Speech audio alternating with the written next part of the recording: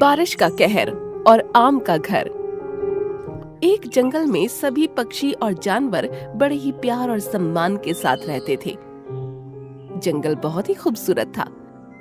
इस जंगल में एक आम का पेड़ था जिसमें बहुत ही मीठे आम लगा करते थे। इन आमों को सभी जानवर बड़े ही चाव से खाते थे।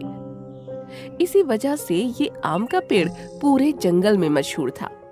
पर गोल्डी बाज इस पेड़ से बुरी तरह से जला करता था। सारे पेड़ मेरे जंगल में हैं। पहले सभी जानवर हमारे जंगल आते थे और हर फल के बदले कोई ना कोई चीज हमें दिया करते थे, लेकिन ये पेड़ सबको फ्री में आम खिलाता है। इसकी वजह से मेरा धंधा चौपट हो गया है। एक शाम एक बहुत तेज आंधी आई। सोनू कबूतर उस वक्त पेड़ के पास से ही गुजर रहा था। आंधी आते देखकर वो पेड़ के नीचे बैठ गया। उसी समय गोल्डी बाज भी वहीं छिपा बैठा था। अब आएगा मजा। उसने एक पत्थर उठाया और पेड़ की टहनी पर छोड़ दिया।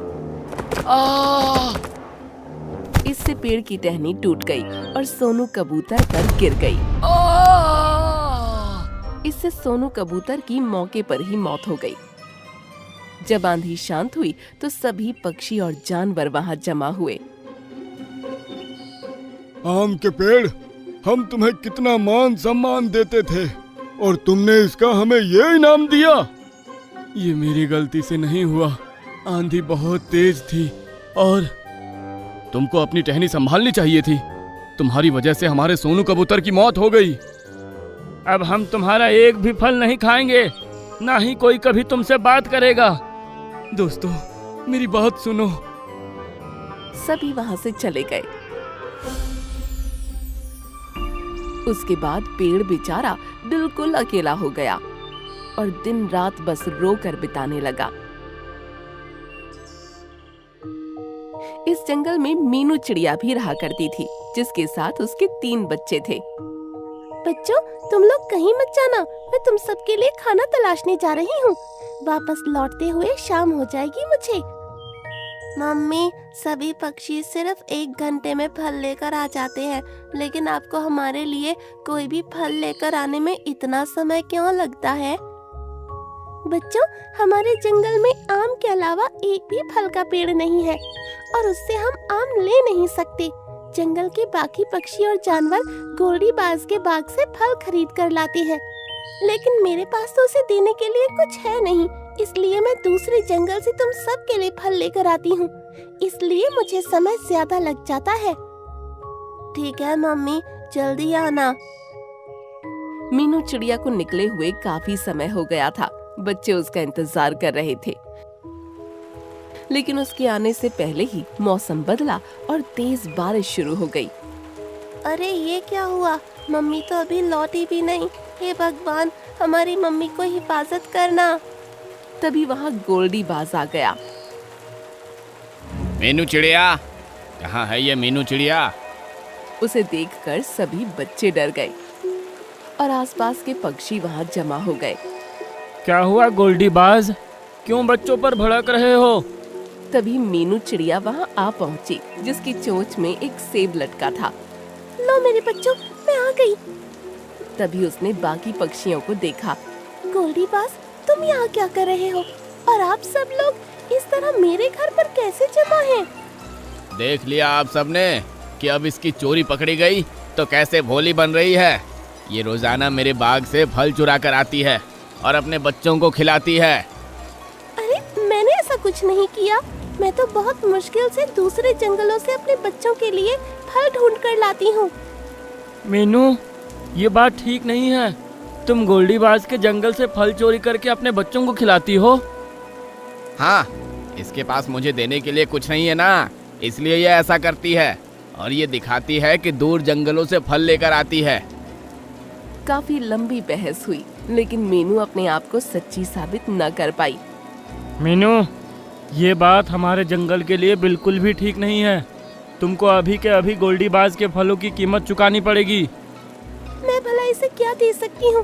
मेरे पास देने को कुछ नहीं है। तुम्हारे पास कुछ नहीं है तो क्या हुआ? ये घर तो है। इतने दिनों से तुम फल चुरा कर ला रही हो, तो इतनी कीमत तो बनती है। कि ये घर मेरे हिस्से में आ जाए। ऐसा मत कहो, ये घर भला मैं तुमको दे दूंगी तो मैं और मेरे बच्चे कहाँ जाएंगे? वैसे भी कितनी तेज बारिश हो रही है। मीनू, तुमको ये घर छोड़कर जाना ही पड़ेगा, वरना ये गोल्डी बाज के साथ नाइंसाफी होगी। सभी पक्षियों ने मिलकर उसे घर से निकाल दिया। गोल्डी बाज बहुत खुश हुआ। चलो बच्चों, बारिश बढ़ रही है, हमें अपने लिए आशियाना ढूंढना पड़ेगा। बारिश बहुत जोरों की थी। मीनू बेचारी अपने तीनों बच्चों के साथ पूरी ताकत के साथ उड़ रही थी। भीगे पंखों के साथ उड़ना बहुत मुश्किल हो रहा था, लेकिन उसके दिल की बेचैनी उसे उड़ने की हिम्मत दे रही थी। मगर बच्चे आखिर कब तक उड़ पाते? मम्मी, हमसे उड़ा नहीं जा रहा। तुम हिम्मत वाली माँ के बच्चे हो, ऐसे हिम्मत ना हारो, उड़ने की कोशिश करो। बच्चों ने बहुत जोर लगाया, लेकिन हवा का झोंका उन्हें पीछे घसीट ले गया। बच्चों! तीनों बच्चे आम के पेड़ के नीचे आकर गिरे। यहाँ उनको हवा भी नहीं लग रही थी और उसके आसपास पानी भी नहीं भरा था। मीनू चिड़िया भी वहाँ पहुँची। अरे मीनू चिड़िया, तुम इतनी बारिश में बच्चों के साथ कहाँ निकली फिर रही हो? तुमको घर में होना चाहिए। हाँ आम के पेड़, मैं तो घर में ही थी, लेकिन उस गोल्डी बाज ने मुझ पर ऐसा इल्जाम लगाया कि जंगल के पक्षियों ने मुझे मेरे ही घर से निकाल दिया। उस दुष्ट का तो काम ही यही है। कोई बात नहीं, अब तुम आराम से रह सकती हो। तुमको अब किसी की परवाह करने की जरूरत नहीं है। भला मैं कहाँ रहूंगी? पहले तुम सभी अपनी भूख शांत करो। ये कहकर उसने 4 आम गिरा दिए। अरे वाह, इतने बड़े बड़े आम!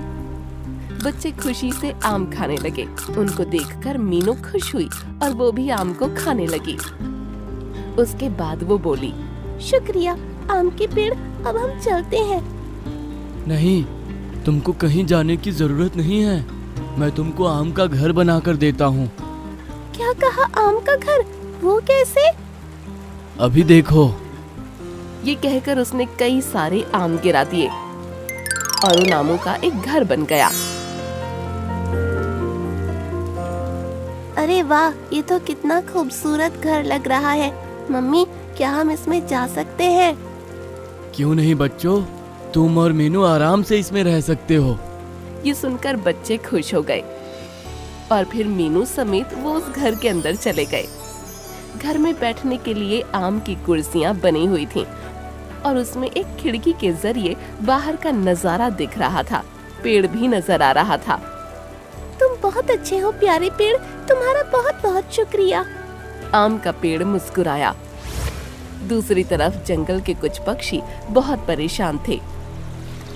जंगल में बाढ़ आ गई थी। सभी के घर टूट चुके थे और वो इधर से उधर भागते फिर रहे थे। अरे वो देखो, आम के पेड़ के आसपास जरा भी पानी नहीं भरा। चलो सब उसी पर चलते हैं।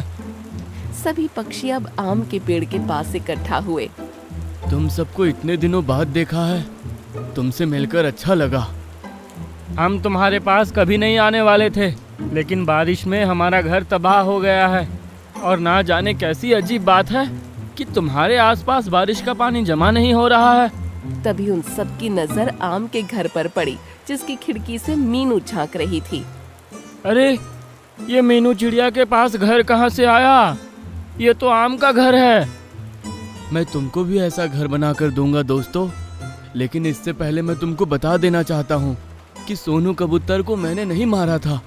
गोल्डी बाज ने मेरी एक टहनी तोड़ दी थी जो सोनू कबूतर पर गिरी थी, और उसके बाद वो भाग गया और तुम सबने मेरी बात सुने बगैर मुझे अपराधी घोषित कर दिया था। ये सुनकर सभी पक्षी हैरान रह गए। गोल्डी बाज इतना धूर्त है, हमें तो इसका अंदाजा भी नहीं था। तुम सभी भीगे हुए हो, ठंड भी बहुत हो रही है। मैं तुम सबके लिए ऐसा घर बनाकर देता हूँ, तुम इसमें आराम से रह सकोगे। ये कहकर आम के पेड़ ने बहुत सारे फल गिरा दिए और उन सभी फलों से 4 आम के घर और बन गए। अरे वाह, ये घर तो कितने प्यारे हैं। लेकिन भला ये घर अपने आप कैसे तैयार हो गए? जब तुम लोगों ने मेरे पास आना और मेरे फल खाना बंद कर दिया था, तो मैं दिन रात रोता रहता था। ऐसे में एक परी मेरे पास आई थी और उसी ने मेरे आम खाकर मुझे दुआ दी थी कि चाहे कोई भी मौसम आए वो मुझे किसी तरह का कोई नुकसान नहीं पहुंचा सकेगा और मैं जब भी चाहूंगा अपने आमों के जरिए परेशानी में फंसे हर एक जंगलवासी की मदद कर सकूंगा। तुम हमें माफ कर दो प्यारे पेड़, हमसे बहुत बड़ी गलती हो गई और इन सुंदर घरों के लिए शुक्रिया। ये सुनकर पेड़ खुश हो गया। सभी पक्षी अपने अपने घरों में चले गए। वाओ! सभी को घर बहुत पसंद आए और ये सभी खिड़की से बाहर बारिश का नजारा देखने लगे। तभी गोल्डी बाज वहां आया। ये क्या, तुम सब इस आम के पेड़ के पास बैठे हो, ये जानते हुए भी कि ये हत्यारा है? हमें तुम्हारी सारी चालाकी समझ आ गई है गोल्डी, अब हमारे जंगल से दफा हो जाओ। ये सुनकर गोल्डी को बहुत गुस्सा आया। तभी उस पर बिजली गिरी